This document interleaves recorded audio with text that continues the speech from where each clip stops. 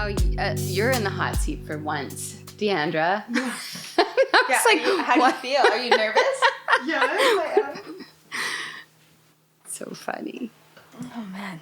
Yeah, because I was thinking about why am I not as nervous now as when we met the first time. I was like, well, because asking the questions is different. It's still nerve-wracking, especially because I want to do right by like you and your podcast. Oh, you're so sweet. Okay, I'm going to clap so we can sync it. Oh, yeah, nice. Yeah. Well. Okay. Welcome, Deandra. Here you are on your own podcast being interviewed by me. So this is season 2, episode 1. And it's like, so actually quite a few people had suggested this. So, yeah, I thought, okay, let's do that. It's definitely not as easy being in this seat. So this morning I've been really grateful for all the people that have showed up, including you, to be on the podcast, because I realized that when the tables are turned and you're getting asked some of these questions, it's just a different experience than hosting, right? And just be mindful to have it so you can move it around. Yeah. And you can bend it this way. There you go. Yeah. How's this? I have a quiet voice, so I definitely need to, like, when I sang, they'd be like, eat the mic, Robyn. That's funny. Yeah. Yeah, I just want to say I'm really honored to be asked. Like, thank you for asking me to interview you. I'm really happy to do it. Well, you have a magnificent voice, for one. I heard that we both do. Oh, wow. Okay. I've heard from at least one friend that they like to fall asleep to our voices. I'm not surprised by that. I mean, your voice is really relaxing to me. I mean, it's hard when it's your own voice, but students have said that of yoga. Like, your voice is so relaxing. But also you have a magnificent brain. So not just a great voice. So thanks for being here today. Well, right back at you. Friend love. Yeah. Well, why don't we start with the question that you've identified for a lot of your guests, which is, who are you? So is there anything defining to who you are at this point in your life? You know, I was falling asleep thinking about this question. It's like, who are you? So I think there's so many different kind of roles that I play right now in community and in my life. But I'm Deandra, and I'm originally I grew up in Manitoba, and I'm a mother of a young daughter, and she's just about almost 2. I'm a partner. I'm a counselor. I'm a yoga instructor. I'm a musician. I'm a creative. And, you know, I'm someone who loves people. That's a big part of who I am. And that informs my creative practice and how I participate in the world. And it always has. You know, I think about some of these defining parts of myself about who I am. And one of the things I know for sure is that I'm a people lover, and I have been since, like, I think I came out of the womb. You know, I remember being that young person at school and just loving everybody in my class and not really always not understanding some of the social dynamics and things that would pop up in school of how certain people weren't accepted. And I was always that person who gravitated towards those people. And I was that person sometimes too, of course. I mean, yeah, I'm a people lover. And because of that, I love community, and I love connection. That's such a lovely way to define yourself. Oh, thanks. And I will say I definitely have picked up that, like, warm, loving vibe from you, as well as this idea of, I guess, mirroring. Like, some of us that are people lovers are really good mirrors back to, like, this is what I love about you, person that I'm interacting with. I definitely get that from you. Yeah. I do always see the best in people. And I say always because sometimes it's a fault at times, you know, like I can sometimes give too much of a benefit of the doubt, which I don't always have the most discretion because of that, because I'm so freaking hopeful, you know, and like to a fault. Sometimes Yeah, I could get myself in situations where other people are like, what are you doing? That wasn't very safe. Or, I'm just like, well, I have this trust in humans. I have this trust and hopefulness. So yeah, discretion is definitely something I work on. Wow, I relate to that so much. And yeah, I won't switch it over to me because I'm interviewing you, but let me just say I relate to that so much. Do you? Yeah. Yeah, it's I think 2 years ago, I like to pick a word at the turn of the new year, like one word that kind of encompasses what I'm going to be kind of bringing in. And so I feel like the last 2 years, it's been the same. It's been discretion. Like, how can I have more discretion in my life? And that kind of goes across the board. Because like I can so much be like a yes person where I'm like yes to so many things and yes to all sorts of people and yes to all sorts of relationships. Discretion is something I'm working on in this phase of life. Mm-hmm. Can we talk a little bit more about it? Because one of the questions that you suggested was talking about a challenge that you've overcome in your life, as well as a challenge that you're currently working on. And it sounds like discretion is a big one for you.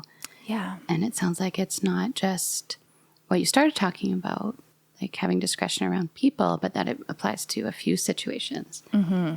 Yeah, it's a good point. It is.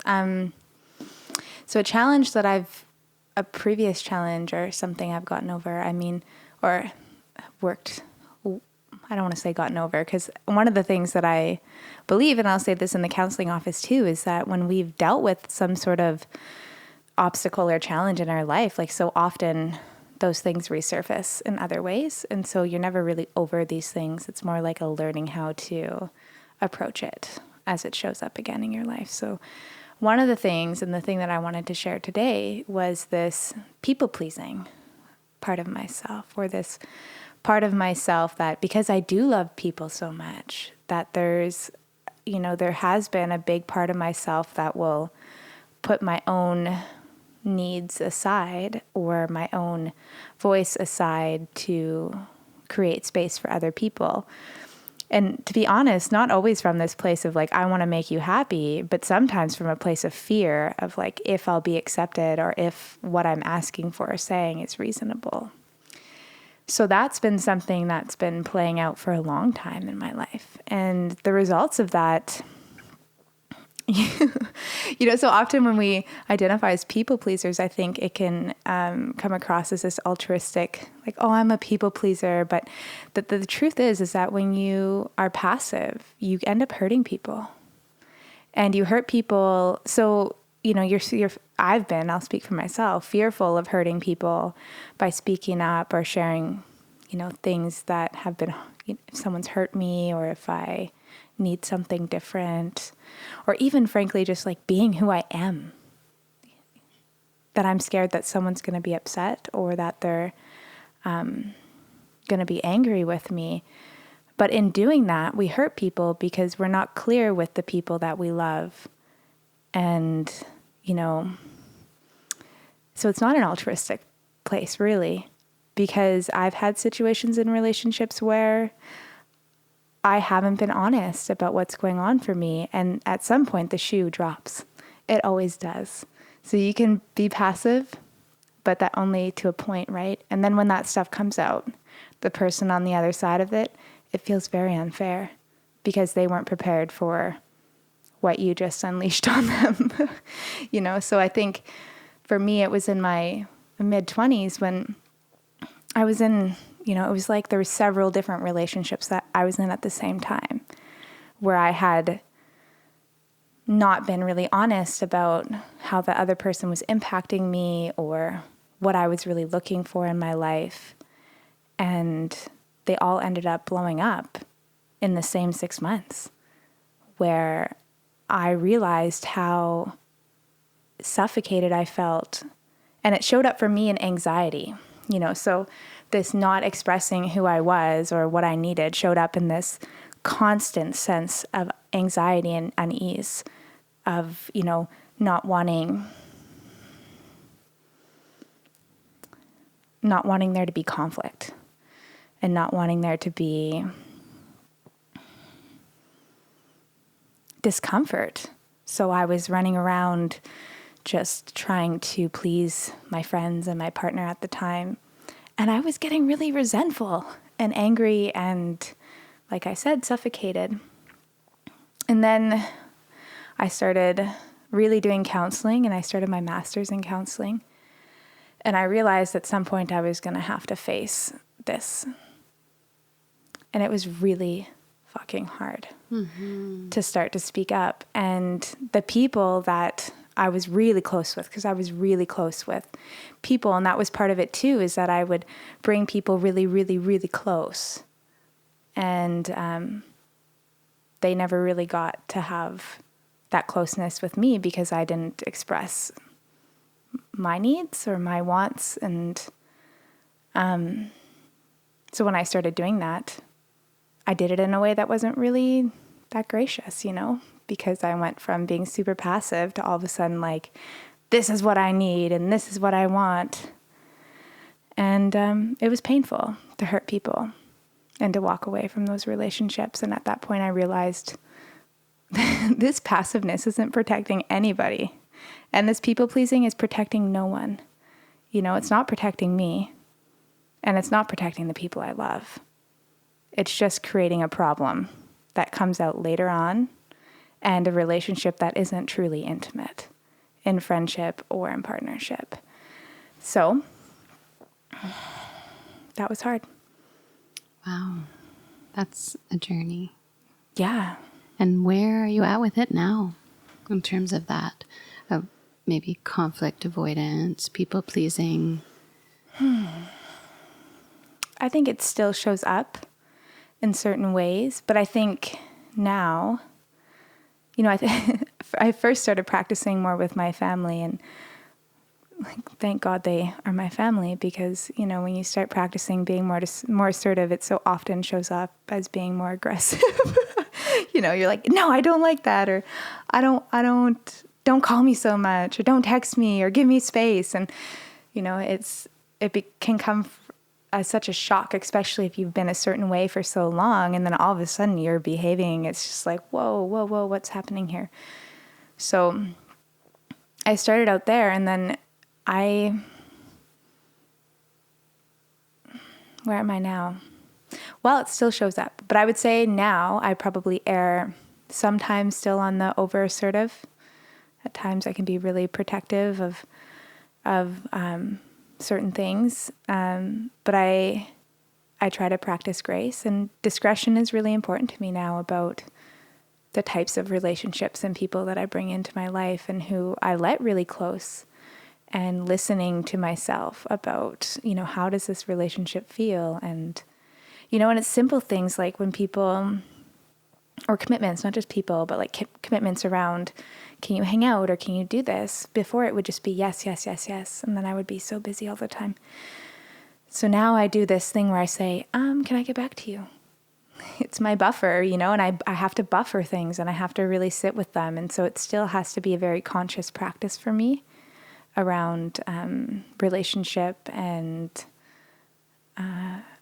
things that I commit to. And sometimes I screw up and I overextend myself, or I find myself people pleasing, and then I have to, the worst part is always when you like do something, say yes, agree to something in a relationship, and then you have to backtrack it. And you're like, oh, I'm sorry, but I didn't actually want to do that, or that didn't actually feel okay.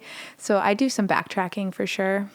But now I think it's less about relationship for me. It's less about how I'm engaging in relationship and more about how I'm engaging with myself. And so, what I mean by that is, am I expressing and living in the way that is truly honoring what I want? So being accountable to myself around, and for me, it always comes up around music and my career as a counselor and a mother, and trying to manage all these things, and manage isn't the right word, express all these parts of myself, that's the word. And whether I'm doing a disservice to any part of myself by not giving that part of myself enough energy or fuel. Yeah. So great and helpful to hear about, especially, like I say, as someone who can really relate to that way of being in the world. Both, all of those pieces, conflict avoiding, need for discernment, people pleasing. So if you're into it, I'd love to ask a little bit more about like, what is that when you ask somebody for that time or that buffer? What do you do? What do you feel into? Like, what are the clues that something feels like a good thing to spend your time on? Yeah, that's a good question. I mean, there's some practices that I know work, and I'm human, so I don't always go there. Sometimes when we do those things, you flounder for a while first before you actually go to what works. But one of the practices that I do is I just kind of close my eyes and see how I feel inside in my body. Like, do I get that anxiety?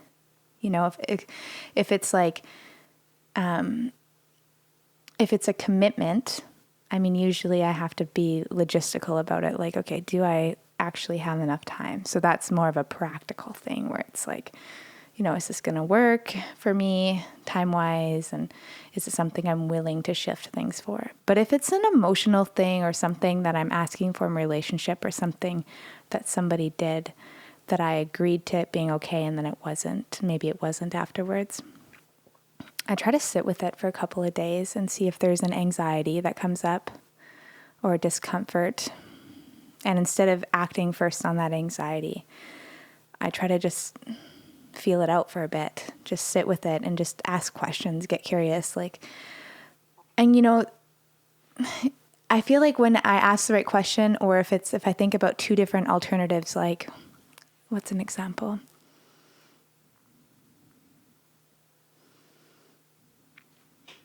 I can't think of an example, but if there was like saying something that I was feeling out as an answer, like, oh, did that feel okay for me? If I closed my eyes and thought about it, was that okay for me? And a bunch of anxiety came up, then I would be like, well, maybe it wasn't okay for me. And then I think about, okay, was it not okay for me? And then if there's a sense of like sometimes there's like almost a sense of ease that will come over, and it provides me with the answer of like, okay, no, it wasn't okay. Does that make sense? I know it's a little bit floofy, but. No, it makes sense. I mean, what comes up for me hearing you speak is that difference, like you said, between doing things that truly align with what we're looking for, or what we want, what we need in that moment, versus doing things because, I mean, this is an example that comes up for me. Somebody wants to hang out with me, so I feel like I want to be there for them. I feel like I want to honor the fact that they like being with me, like that feels really good. But at the same time, it's like, where does this sit for me? Yeah. And maybe for some people that whole process is a bit more straightforward, but I'm more like you, where it's like I've really had to learn, and still I get lost in the whole process at times of like, no, but what do I actually want underneath all of those other things? So then thinking about hanging out with that person, or the commitments, like the actual commitment, and, closing my eyes and breathing into that. And then there's a lot of anxiety there, versus I think about, okay, what happens if I think about not doing that thing on Saturday morning? And then there's a sense of ease and like, pretty clear, I don't have space for that right now. And not that I'm not honored or, Totally. I wasn't sure whether or not I would share it on the podcast, but I guess I will. I have an example as of recently. So I'm pregnant. Congratulations. Thanks. You've known for a while. Yeah. And I'm going to announce it soon.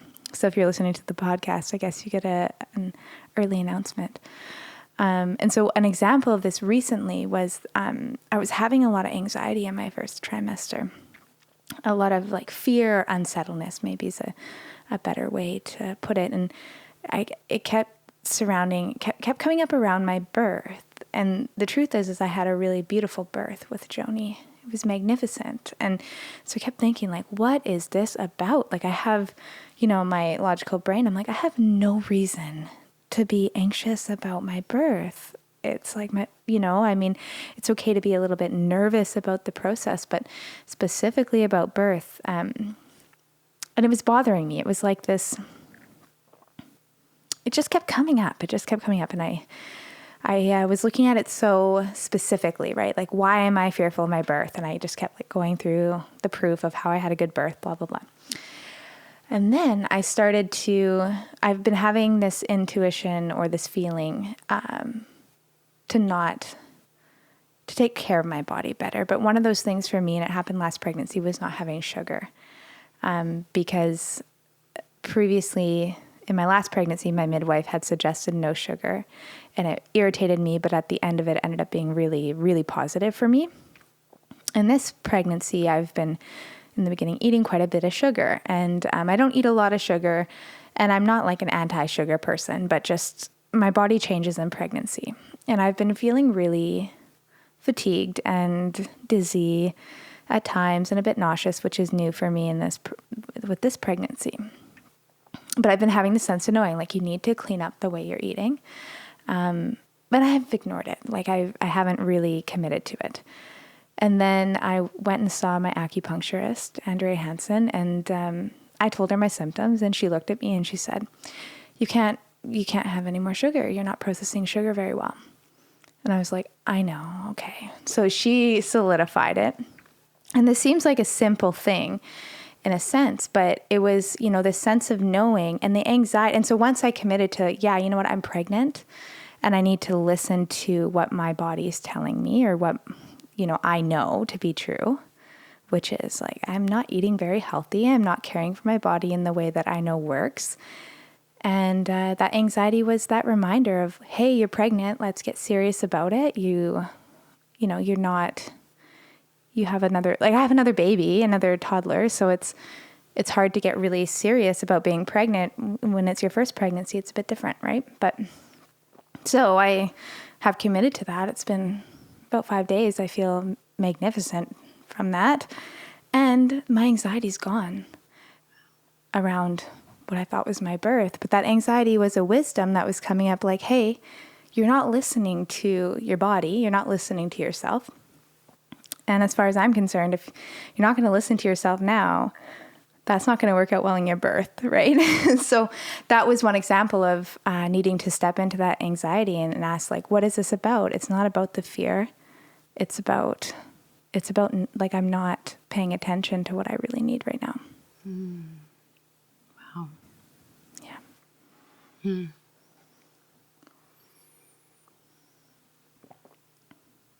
I feel like there's a lot there that came up, and the idea of listening to our body. It sounds like that, like listening to our intuition and our body wisdom as like the thing that's underneath all of those other challenges that you mentioned, like conflict and people pleasing. Yeah, you're right. And that has been the new work, because if you would have said that, or if I would have heard myself talking about it this way, like 4 years ago, I might have laughed, thinking, oh yeah, it's a bit fluffy, or it's a bit, you can't grab that. It's not homework. It's not a tool. It's not, can't intellectualize it really. That's the whole thing. I know. Is it's like getting out of that part. So of course that part of our brain is people who like, we've talked about this before, loved school and like, maybe we talked about like, defining ourselves or identifying ourselves with our intelligence in that way. And then all of a sudden our body's like, hey, like that's all great, but you need to quiet down and listen. Totally. And sorry to interrupt, but the other thing that I learned in all of those years of the people pleasing and such that I spoke about is I had so many somatic things going on. I was diagnosed with IBS. I had lots of pain in my body. There was all sorts of things kept showing up and going astray or awry. And I was like, what is going on? Like, am I sick? Because so much of my process or the way I related to myself was cognitive and intellectual. And the journey for me started in yoga.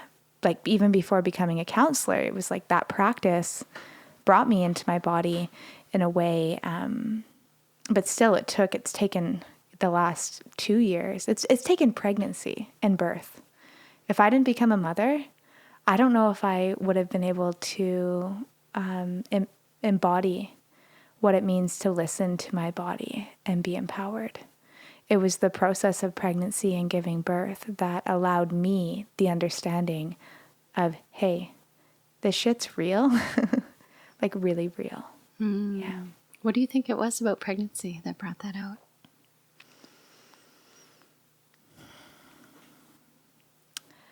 My experience in pregnancy, at least with Joni, was what? I got pregnant with Joni when I had an IUD, and we got pregnant anyways. So we joke about the synchronicity of that and how she showed up in our life. And when that happened to me, I often do really well in crisis. Like, that's my jam. You know, I've had crises in my life, so it's like I can really, and not that having Joni was a crisis, but it was unexpected. And so when things like that happen, I get down to business and I do what I need to do. And it's like the adrenaline of an unexpected situation, I get really freaking serious. And so when I got pregnant with Joni, it was like, okay, I'm going to have to learn how to do this. I have to figure out how to give birth and figure out how to be pregnant. And the thing that I learned when I went about doing that is I knew that the more scientific route of that was not helpful. Like, I knew that because I've witnessed other women go through that process, and I know it's not a medical perspective. It's like, it's something else, right? So how did I get there? I did a lot of meditating. I did a lot of reading birth stories. I did a lot of reading other women's experiences. I listened to a lot of podcasts about free birth and independent birthing and midwifery, and read, I just totally immersed myself in this experience of empowered birth and empowered pregnancy. And it was intellectualized, but I did the practice too, which was meditation. And Joni had such an energy and force behind her that I couldn't deny it. She stirred up she awakened something in me, and it's her energy is like that. She brought forth this, can't even put words to it. It was like this call to be in my body, because it was, this is how I've explained it before. Like, sharing your body with another spirit or something else is like the ultimate connection, the ultimate closeness. And it's like, for the first time in my life, I felt fully safe. And I was sharing with someone else. And yeah, it's like my nervous system and everything just went, and I just grounded with having another spirit inside of me. Like, my body was like, you know how to mother, you know how to be pregnant, you know how to birth. And I had zero trust in my body before pregnancy or birth. So that was the healing I needed. I've had a lot of trauma there. So yeah, I don't know that I know why, but it was a fucking gift is what it was. Wow. Yeah. That's so beautiful. Thanks, Robyn. Thanks for sharing. Yeah. I'm going to just adjust myself. Of course. Oh, I'm sweaty. My body was like, you're sitting in a weird, awkward way. Adjust all you want. I need to take the sweater off. Great. We have some sounds joining us from your heating system, I think. Yeah. All right. So I feel like we've spent the last bit digging into challenges, and it felt like it was a really nice mix between ones you've overcome and where you are now. Are there any other challenges that come to mind that you'd like to talk about, or do you want to move on to the next? One of the challenges that I work on that I do want to talk about briefly, because I know other people deal with this too, including yourself, is, and it goes with the line of like discretion and choosing what you really want to do. But one of the challenges I'm always managing is the need to be productive. like this over productivity, this like never rest, always do. I swear it's in my genes. I'm sure it's in many of our genes, but like it's really in my genes. If any of my family's listening, they're like, you know, there's you hang out with my family. People don't sit down. It just doesn't happen, you know? No, it's not an excuse. It's just some information, you know? So that's something I'm managing. And again, motherhood has helped ground me because frankly, I want to be at home with my baby. So that's something I'm willing to chill out to do. So thank God for that. But I would like to want to do that outside of the obligation of mothering too. So that's another challenge, but it goes along with the other stuff. That's a really good one to mention.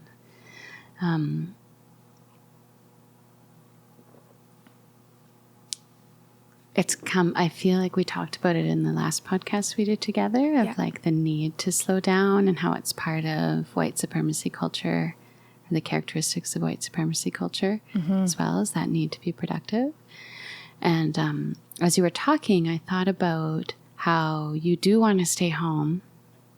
And yet I also hear from you or see from you that you have pieces of you that are so important to express: your career in counseling, this podcast, and your music.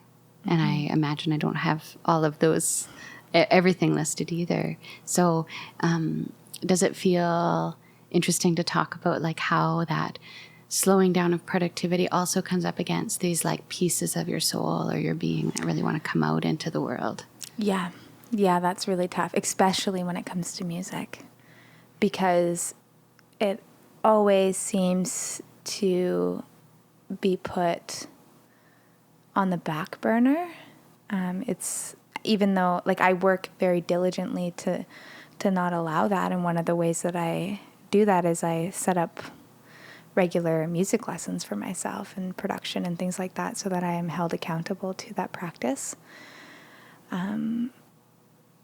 But yeah, it's hard. It's really hard finding that balance. And it was one of the challenging things that came up when I got pregnant again, because I think I shared this with you, but I had dreams of getting this album that I've written out this year. And it's been something that I've been really working towards spiritually too, is understanding the need for that. And then I got pregnant and it was like, okay, well, I only have a certain amount of time and finances to do this. And you know, that's had to change. And there was a grieving process in that for me, because I was like, okay, I had one baby and now I can finally get back to creating music, because she's at a point now where she can be left alone a little bit more. And then we're going back in for the second round here. So that was hard. And I've just realized though, that one of the things that's come to me is that my process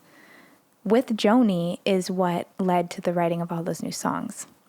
So I have to remind myself that this music and this creative process is life, right? And the writing of the songs is just as important as the recording and the performance. And and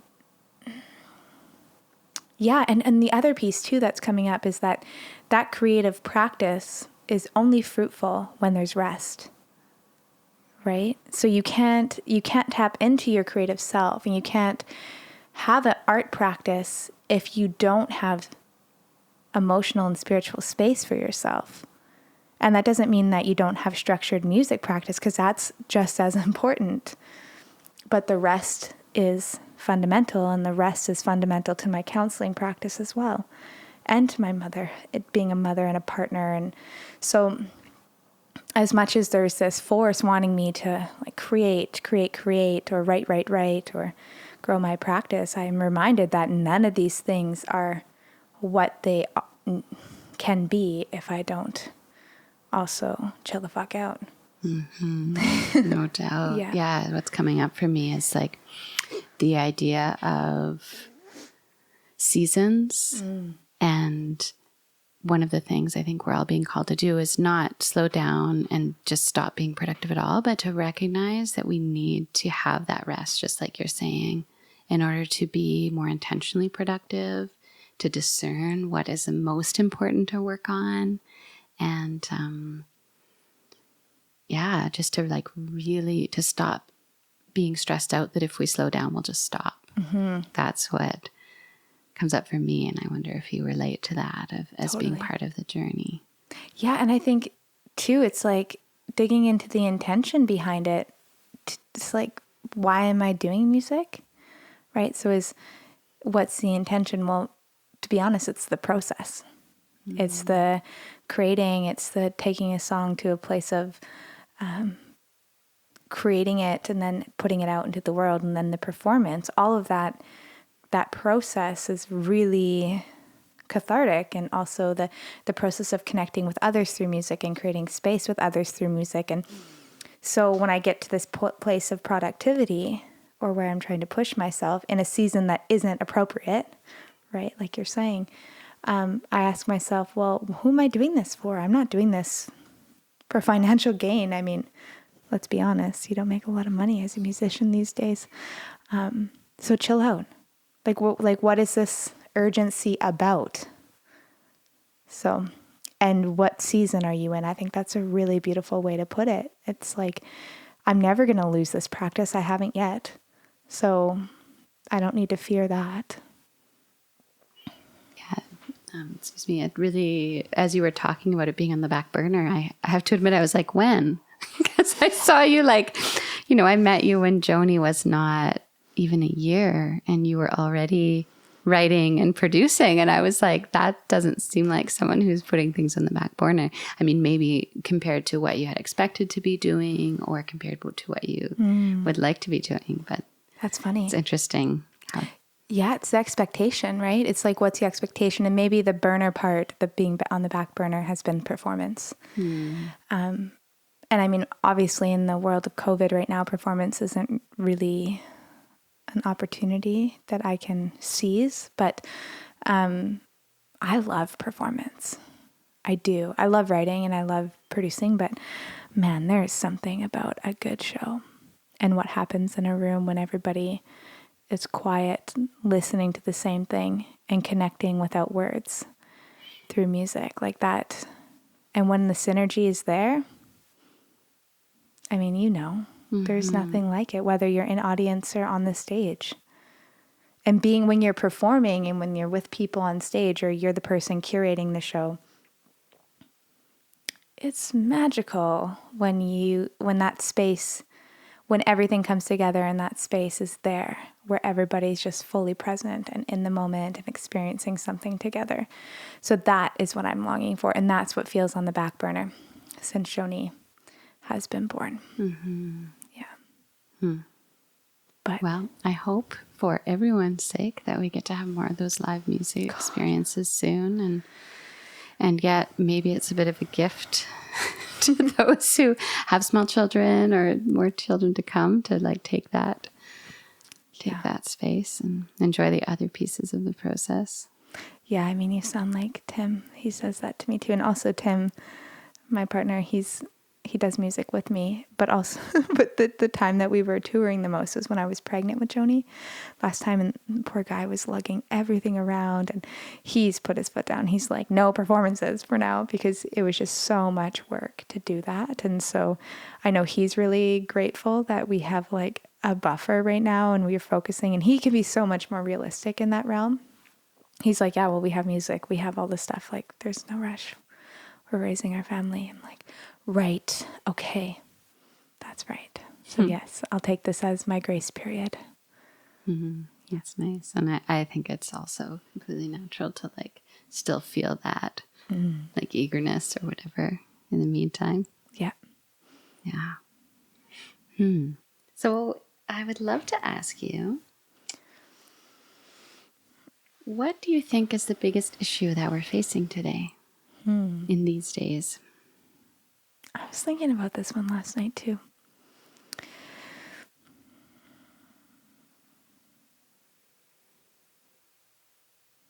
Okay, so I've been on a bit of a kick these days about,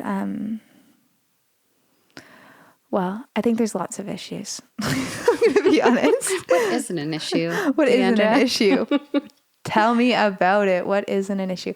Okay, but I've been, and I'm like, really, I'm just going to experiment here with you guys. Okay, so like this isn't a well-researched idea, but it's something that's been brewing in me. And so I've been reading this author named Bill Plotkin, and this idea that our connection to nature, or lack thereof, has resulted in some developmental stuntedness in us as humans. Spiritual, developmental, whatever you want to say. Because for so many years we were so connected to the natural processes of the earth. And because the way our society has started to develop, we're not getting the same amount of outside time, exploration, connection with nature. And the result of that is many different things. And some of those things are, nervous system issues. We're not regulating as well. We are not, when we're not connected to our environment, like our natural environment, we don't have the same level of appreciation and understanding for it. Which there's many issues with that right now. And then we're also not, it feels like we don't have these limitations because we're not, we're kind of like surpassing some of the limitations that were naturally there through nature, right? So season change and so that's at the top of my mind right now. And I've been thinking about this a lot because I do think, so one of the issues that I see is that a lot of us are in a lot of pain, emotional, psychological pain.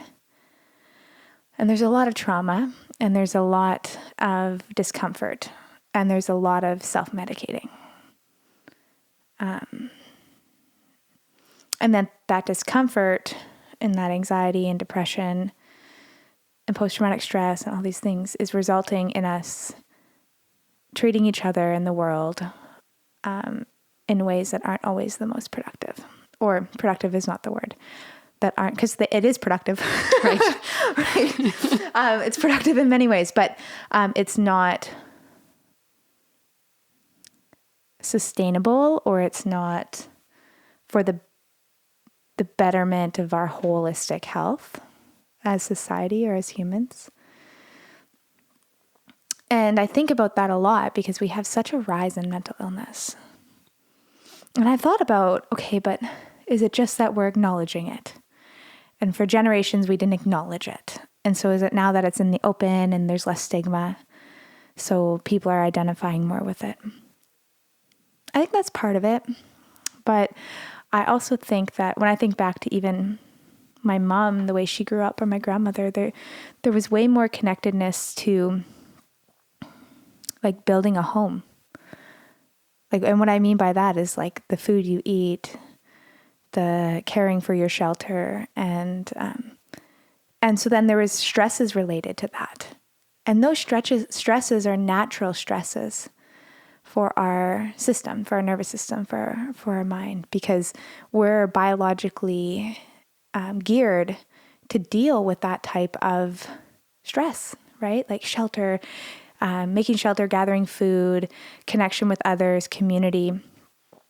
We need to be productive. I believe that. I think as mammals, as humans, we need to be productive, and that when we're not productive or living a life that has value or fulfilled, that we end up having mental illness. And how do I want to say this? So those two ideas put together is right now we live in a world where we're so disconnected from the acquisition of our basic needs, like our housing and our food. And we're so disconnected from our natural environment, but we're highly productive in these other ways, through making money, through connection with each other, through social media, through I mean, what other ways are we productive? We're like technology is advancing. But this productivity does not hit the same places as growing a garden, as building a shelter, as cleaning your house, as being creative, as hanging out in your community, right? There's something like, it's great but if you're working towards, say you're working at a job, it's fulfilling when you have other people and you're working on something that matters to you. But if you're just going there for a paycheck, that's not fulfilling, even though that might be productive. So I think our nervous systems and our mental health gets totally screwed up when we don't have the right type of stressors. Does that make sense? Totally. Yeah. And I think COVID, so this is an interesting thing that I saw. It's like when COVID happened, a lot of people started to do really well. I don't know if you noticed this, but I noticed it in my clients. Some people with post-traumatic stress, all of a sudden were like, oh, I got this. I know how to do this. Right? And then some people were not well. I get it. It's scary. But it made me think, like, so many people went back to the basics. And in that, there was like this level of satisfaction that came. And it wasn't that it didn't have fear. There was still fear and there was still unknown, but there was like this different thing happening. And that's biological and that's inherent to us. And we're not tapping into that very often. I don't know what it is, but I believe it has something to do with our disconnection with nature and our disconnection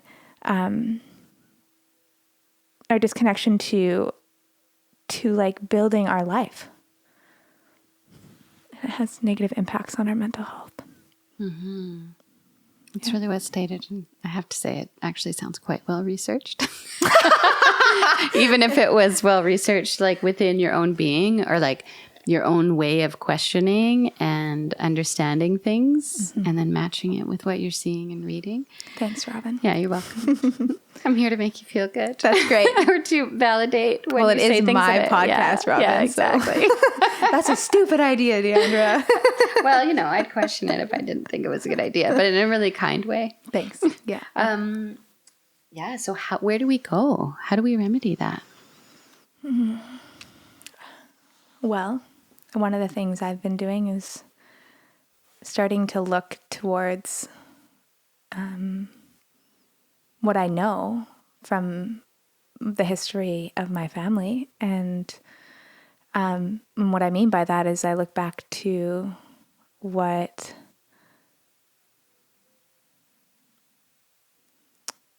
has worked for me and for my mom and my grandma and, people in my family, and like that made them feel fulfilled and grounded and prepared in life. And that's been making bread, canning, gardening, spending time with family, creating, having community. So what do we need to do? I think we need to get back to basics. And I think we need to get closer to what's around us and get our hands involved, get our hands dirty in our surroundings. So making our food and being in our community in person, and this embodied experience of being in life, like doing, not just buying things with money, doing things for yourself, being creative and getting outside, getting closer to your life. That's what I mean. Get closer to how you're existing. Stop outsourcing everything. Stop outsourcing your happiness. I don't really know what the words are, but it's like peel back the layers and live in your life and take control of your life and feel empowered and productive in creating your life and what feels good around you. And for all of us, that might be different, but I think that's a part of our mental wellness. Mm-hmm. So productivity, not just in making money. If you want to be productive, we all want to be productive, but get productive in your home, in your community, and see how that changes how you feel. Get productive with yourself. Yeah. feels like a really good way forward. And if you were going to have a role or step into a role in, let's say, our immediate community here in Kamloops and our group of friends, how do you think you would help promote that among those that we interact with or that you interact with? That's a really good question, Robyn. I imagine that you're already doing things. Yeah, but that's like a really, really good question, because obviously things come up in my work as a counselor. Like I feel like my intentions as a counselor is to help people find themselves, come back into themselves and live an embodied life. But that's my job. And it's an important part of who I am, don't get me wrong. But how can I show up in other ways in our community? And I think, honestly, a big part is just modeling, and not from a place of like, look at me, I'm doing a great job. But it's like to do it and to invite others to do it with me and to have these conversations. And, one way I do that is I get outside every freaking day. It doesn't matter what the temperature is. This weekend was tough. Joni lasted 10 minutes on Sunday morning outside. But getting outside and inviting other people to do that with me, and having these conversations. And when we hang out, instead of just, we can't do this anymore anyways, but like drinking at a pub, it's like, let's do something creative at someone's house, or let's go outside and we can't really have a lot of fires here, but it's like, stop like doing less of the consumption piece together and more of the creating piece or living piece together. I feel like that's how I want to be part of community and bring this idea forth. Mm-hmm. That's really nice. And what really appeals to me about the way you're talking about it is that I feel like we've all been drawn to those things, and including during COVID, lots of us started doing that. And it felt really tangible. And yet sometimes when I stood back, I was like, at the end of the day, I'm just like making bread from Roger's white flour or whatever. Mm-hmm. Like, is it really impactful? But when we start to be like, this is a whole process of unfolding and getting back to a truer way to live, a way that was closer to our ancestors, a way that's closer to how our nervous system works, I feel like the more we can put that intention. Mm-hmm. Yeah. Yeah. And you're right. When you think about it, it's like, oh, it's just making bread from like Roger's white flour. Yeah, I hear you. But then it's like, okay, but to make that bread, it took, when I was making sourdough bread, it took 2 days.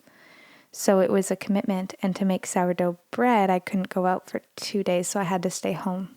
So when I had to stay home, that meant Joni and I stayed home longer, and maybe we went outside for a little bit, and I spent more time in my house.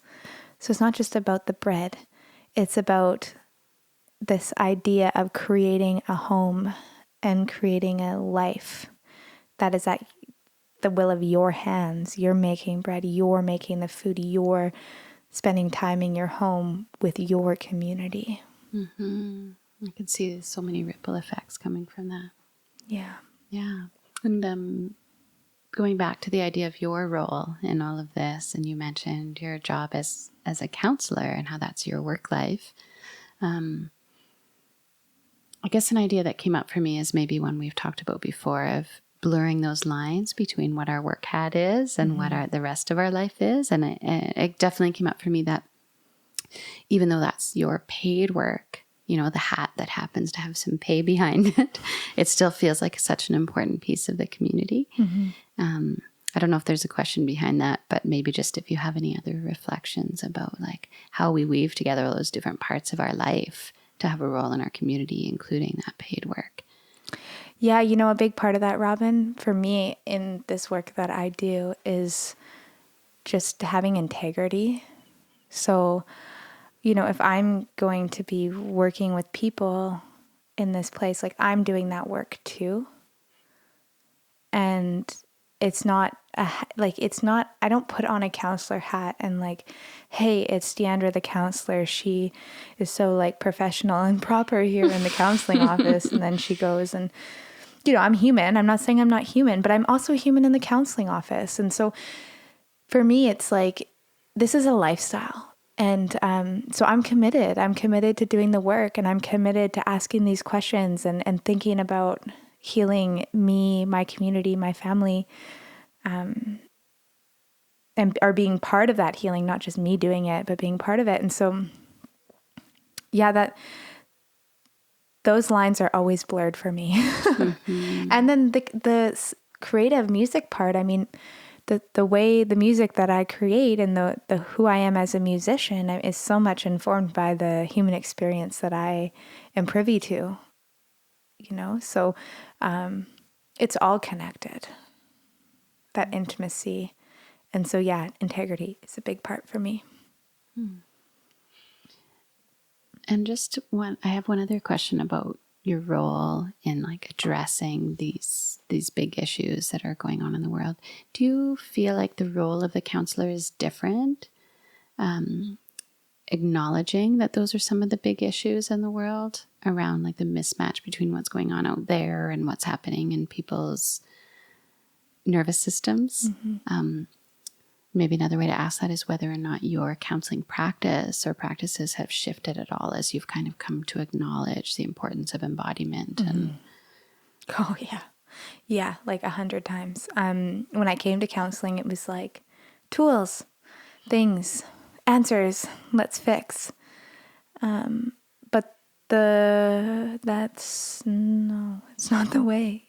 So it does. I think the role of a counselor, in my opinion, is somebody who supports others in finding themselves. And so what I mean by that is figuring out what they need, what they want, remembering their strengths, not fixing.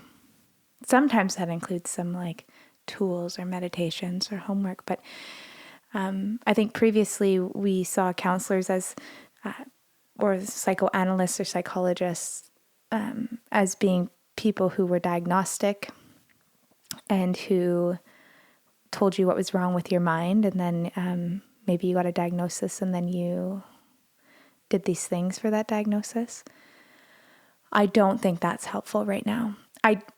That was a strong statement. I still think that there's a need for diagnostic practices. And there's places where that happens. Psychiatrists, doctors, even psychologists. But in my opinion, a counselor is someone who can see past that and see the person and help that person find their resources. And I think that's very important right now. I feel like what we need in our society, in our communities, are people to understand themselves and to build a self-awareness and an awareness of what's happening around them. Yeah.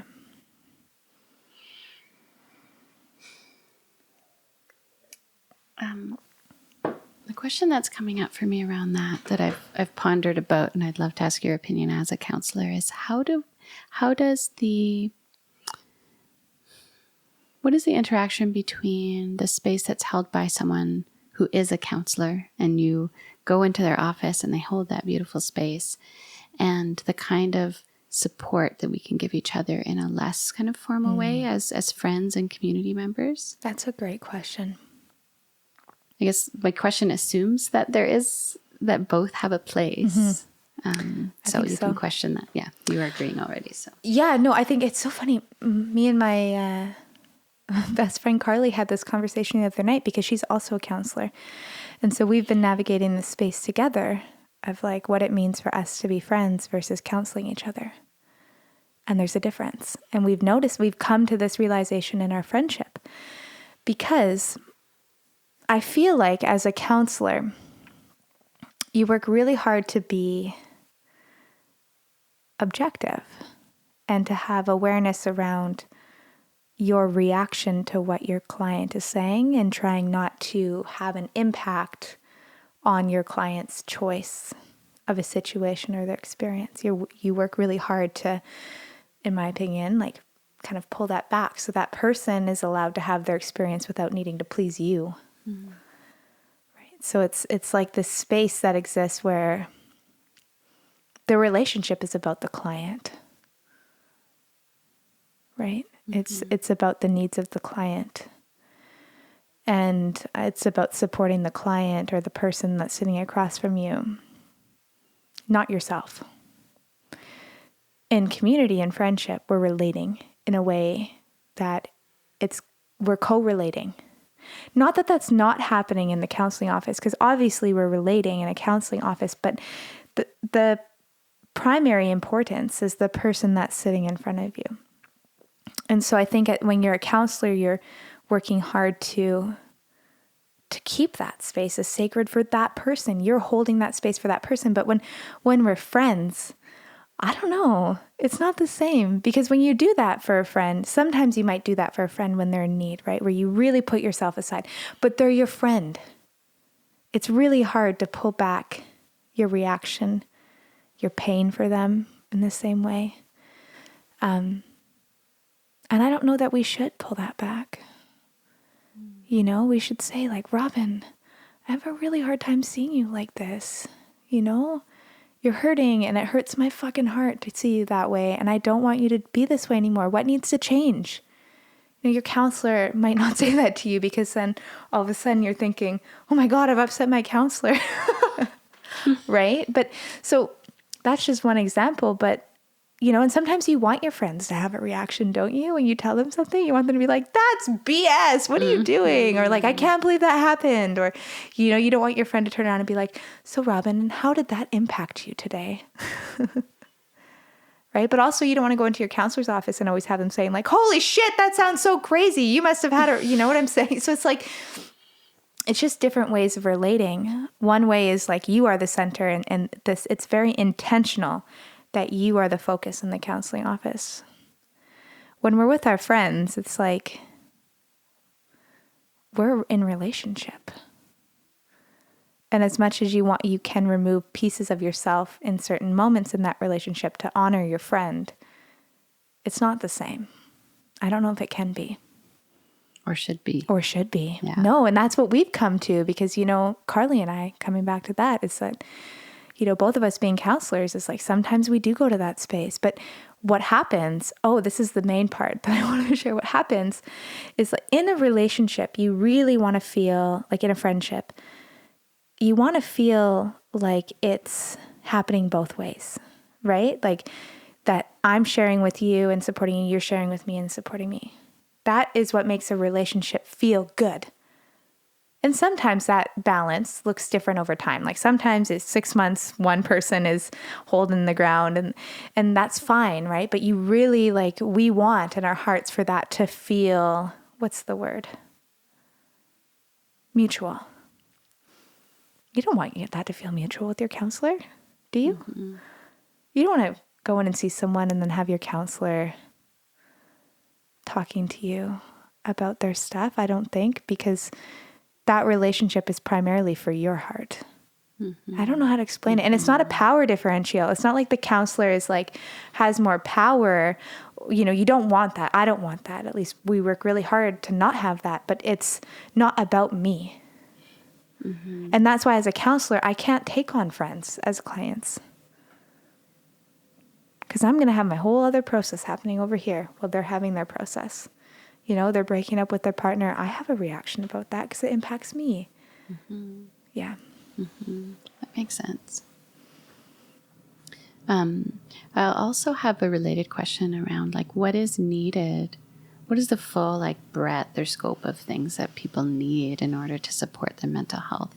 Mm-hmm. And I think that's another part of the question I wanted to ask of counselors are one part of it, and then our friends and communities are another part of it.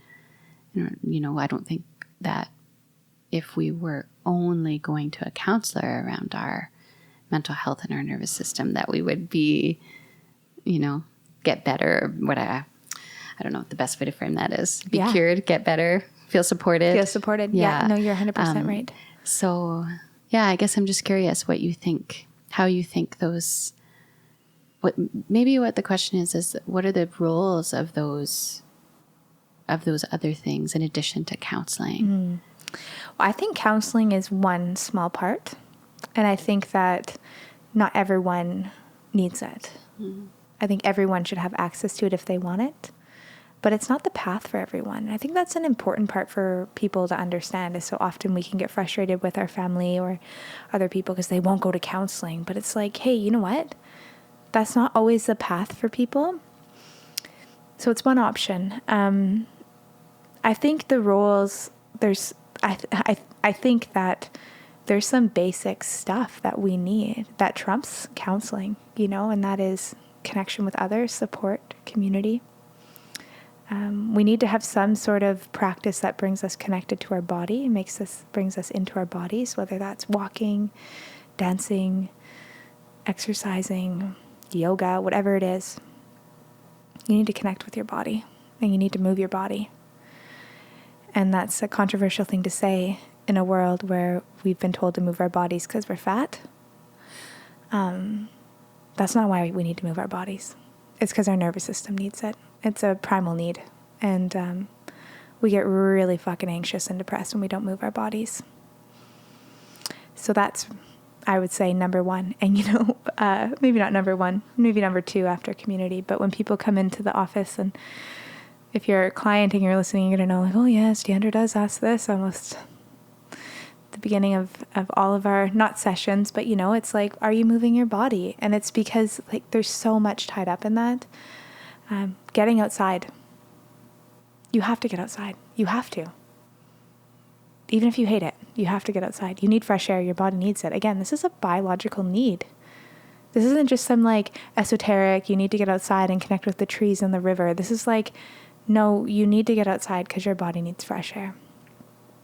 You need to nourish your body with food and water. I mean, all these things seem so simple, but like, trust me, I mean, I know I go through periods where I don't do these things. I feel like I'm being counseled by you, being like, you're right. So, hey man, I have to listen to my own advice too. Sleep. Rest. Okay, so you can't sleep. I hear you. You're insomniatic. You can't sleep. You need to rest then, so you need to meditate. If you can't sleep, you got to give yourself some periods of rest. And I know maybe you only get 2 to 3 hours of sleep a night. You still gotta work towards that. It's so important. Yeah. And then creative. You have to be creative. I don't care how you do it. It doesn't have to be something you produce and sell or show people, but there needs to be some avenue of creativity in your life, whether that's cooking or crafting or doodling with your child or picking up a guitar or cross-stitching or knitting or whatever the hell you need to do. You need to be creative. Yeah. And then, then there's the spiritual word. There's the spiritual piece of like, I think what I have just shared are like the basics of like life. Like just getting by. And then it's like, you need to do things that make you feel good. You know that feeling when you do something and you're like, yeah, I did that. That felt good. Mm-hmm. We all have different things that do that for us. Maybe that's your job. Great. If that's your job, you're lucky. Keep that job.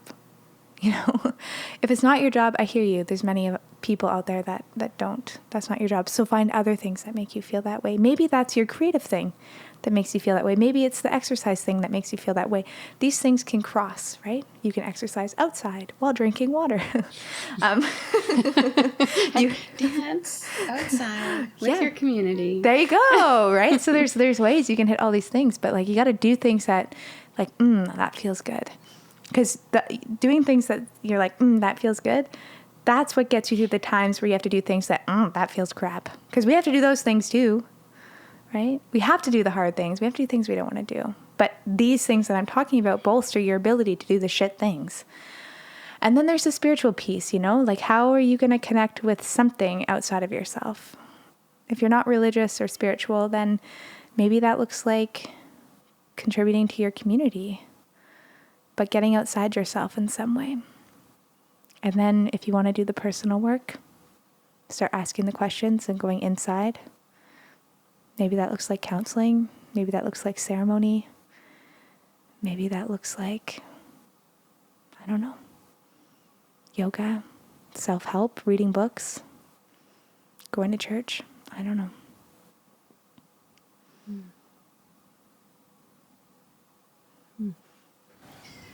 Well, I certainly found it helpful to listen to that. I'm sure I'm not alone.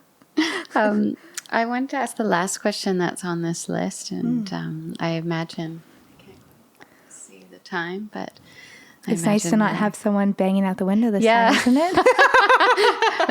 a small baby and a partner being like, "Are you guys done this podcast yet?" How long can you talk for? Well, we could talk all day, probably, easily, definitely. What are you passionate about? Besides everything that we already talked about today. So many things. What am I passionate about? I'm really passionate about creating. Right now, do you want to know what I'm passionate about? Right now, I'm passionate about connecting with... right now, in my personal life, I'm passionate about embodiment.